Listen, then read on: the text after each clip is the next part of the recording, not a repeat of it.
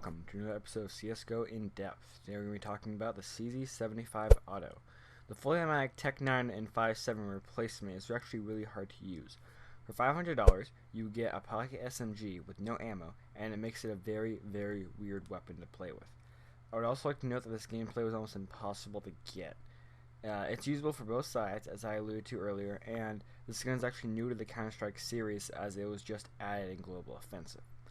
A movement speed of 240 out of 250 units per second means it's slightly slower than a knife. It does, however, have a standard kill reward of $300 for competitive and $150 for casual. The reload time is slightly higher than the usual 2.2 seconds. It actually is 2.7 seconds, and that's about 0.5 seconds higher than standard. I can't figure out what they're trying to balance here, so it is a little odd, but the fire rate is 600 RPM, which is very fast, but due to the low ammo count, it's actually very, very bad because your ammo is gone so quickly. Before we talk about the damage, let's talk about the damage affecting stats. The recoil on this weapon is officially a 17 out of 26, but it feels way worse as this gun kicks crazy high, and it obviously affects the amount of shots on target. The range isn't too great either. It goes up to 16 meters, which is shorter than other pistols in its class, but this gun gets outplayed on a regular basis, basically what all these stats add up to. But it can't be that bad, right? It's not like this gun is horrible. Well, let's take a look at the damage, and as usual, I'll split up in armored and unarmored to avoid confusion.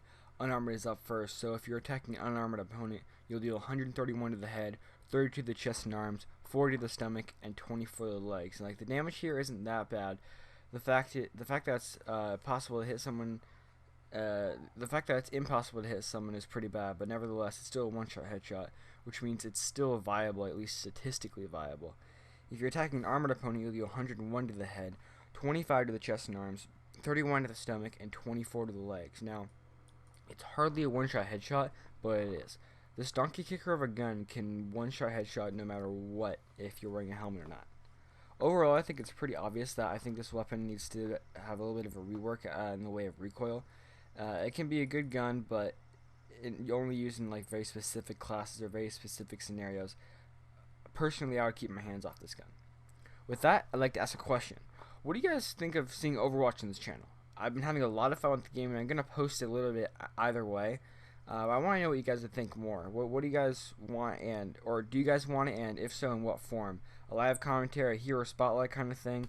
You guys tell me in the comments below, and I'll see you guys in the next video.